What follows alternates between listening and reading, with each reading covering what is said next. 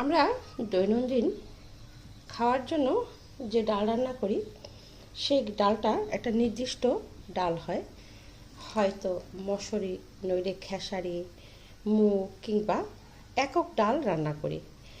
আমরা জানি যে প্রতিটি ডালের আলাদা আলাদা কিছু বাড়তি পুষ্টিগুণ থাকে।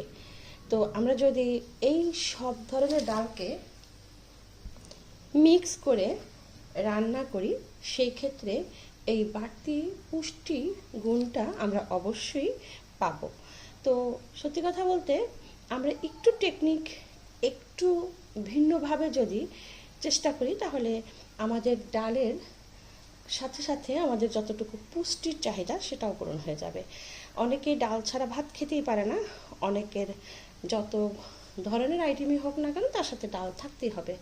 আমরা ডাল চচ্চড়ি খাই, খিচুড়িতেও খাই। এখন আমি যে ডালটা রেডি করছি সেটা দিয়ে আপনি খিচুড়ি, চচ্চড়ি কিংবা পাতলা ডাল আপনি যেভাবে করবেন সেভাবে। আমি এখানে মাসকলাই ডাল নিয়ে এসেছি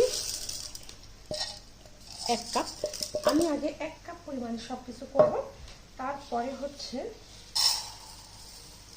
এরপরে যখন করব তখন এটা আমি একটু বেশি পরিমাণ কিংবা তার এখানে আমি মুগ ডাল দিলাম 1 কাপ।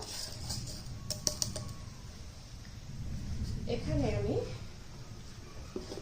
মসুরির ডাল দিব 1 কাপ।